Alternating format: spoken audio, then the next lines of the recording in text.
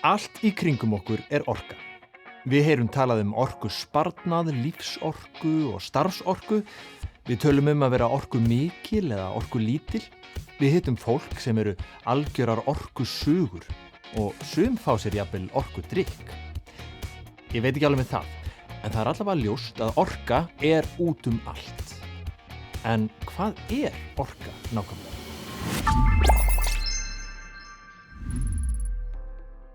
Segja má að orka sé grunnur nánast alls sem gerist í heiminum.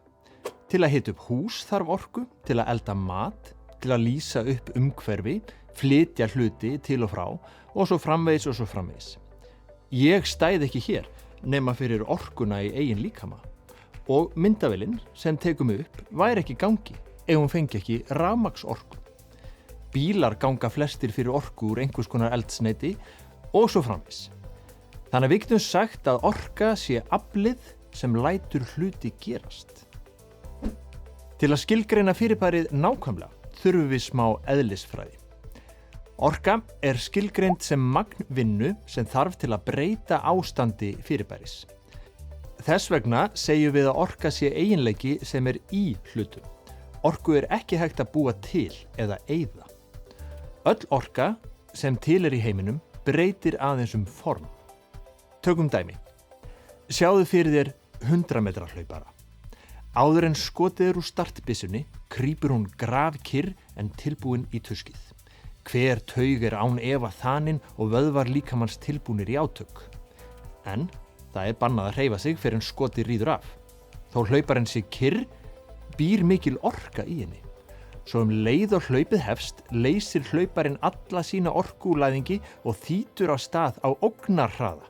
Orkan fór frá því að vera stöðug yfir í að hreyfast eða hreyfa hlauparann.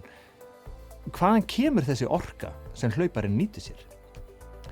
Svarið í fæðunni. Öll þurfum við orkuríka fæðu til að geta hreyft okkur og unnið dagleg störf. Orkurík fæða eins og að setja eldsneyti á bíl.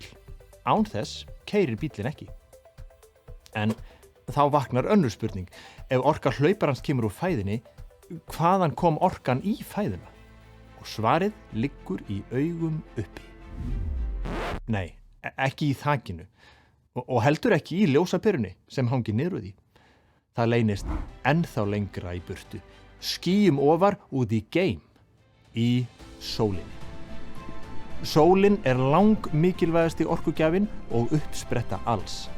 Á hverjum degi sendur hún gríðarmikla orku til jarðarinnar sem meðal annars má sjá í veðri og vindum.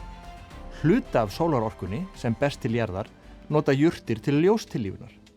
Ljóstillífun efnaferli í plöntum þar sem ólífræn efni verða að lífrænum með hjálp orku frá sólinni.